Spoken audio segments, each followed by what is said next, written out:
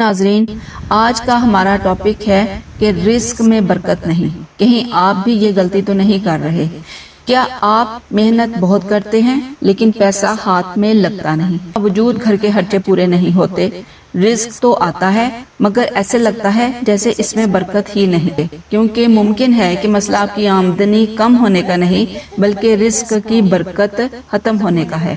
اور آج کی اس ویڈیو میں ہم ان چند غلطیوں کے بارے میں بات کریں گے جن سے انسان خود اپنے رزق کی برکت کو کم کر سکتا ہے۔ سب سے پہلی چیز ہے اللہ سے معافی مانگنا اور استغفار کرنا۔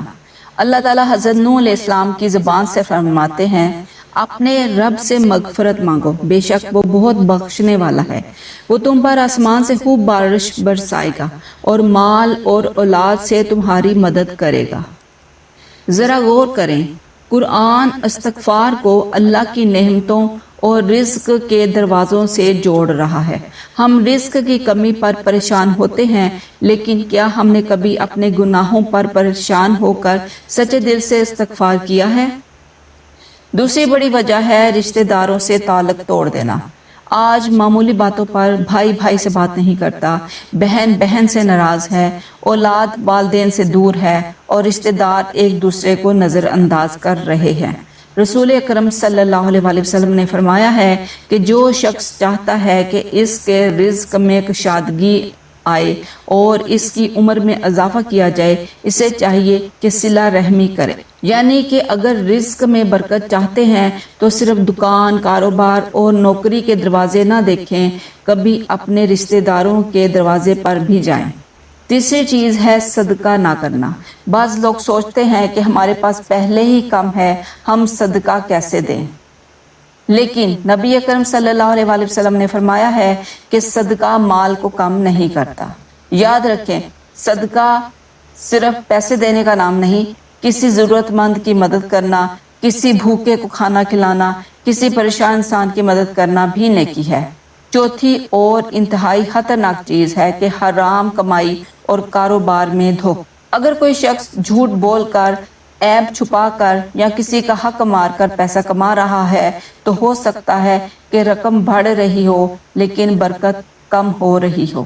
رسول اکرم صلی اللہ علیہ وسلم نے خرید و فروخت کے بارے میں فرمایا ہے کہ اگر خریدار اور بیچنے والا سچ بولیں اور چیز کے عیب واضح کر دیں تو ان کے معاملے میں برکت دی جاتی ہے، لیکن اگر جھوٹ بولیں اور حقیقت چھپائیں تو ان کی تجارت کی برکت مٹا دی جاتی ہے۔ اور پانچویں چیز ہے اللہ پر توکل کی کمی۔ توکل کا مطلب یہ نہیں کہ انسان کوشش چھوڑ دے۔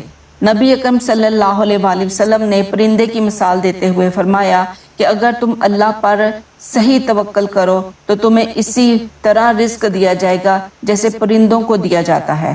وہ صبح خالی پیٹ نکلتے ہیں اور شام کو بھرے پیٹ سے واپس آتے۔ غور کریں کہ پرندہ گھونسلے میں بیٹھ کر رزق کا انتظار نہیں کرتا، وہ نکلتا ہے، کوشش کرتا ہے اور پھر اللہ پر بھروسہ کرتا ہے۔ تو اگر آپ چاہتے ہیں کہ آپ کے رزق میں برکت ہو تو آج سے یہ 3 کام شروع کر دیں۔ سچے دل سے استغفار کریں، رشتہ داروں سے تعلق جوڑیں اور اپنی کمائی کو حلال اور اپنے معاملات کو سچا رکھیں۔ اور کبھی یہ نہ سوچیں کہ برکت صرف زیادہ پیسے کا نام ہے۔ کبھی کم آمدنی میں بھی سکون ہوتا ہے، گھر میں محبت ہوتی ہے، صحت ہوتی ہے، اولاد نیک ہوتی ہے اور دل مطمئن ہوتا ہے۔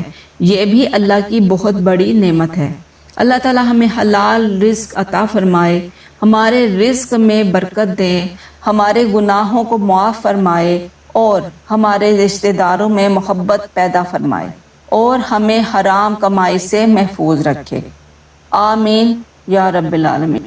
جی تو ناظرین، اگر یہ بات آپ کے دل کو لگی ہے تو اسے کسی ایسے شخص تک ضرور پہنچائیں جو رزق اور مالی پریشانی کی وجہ سے پریشان ہے۔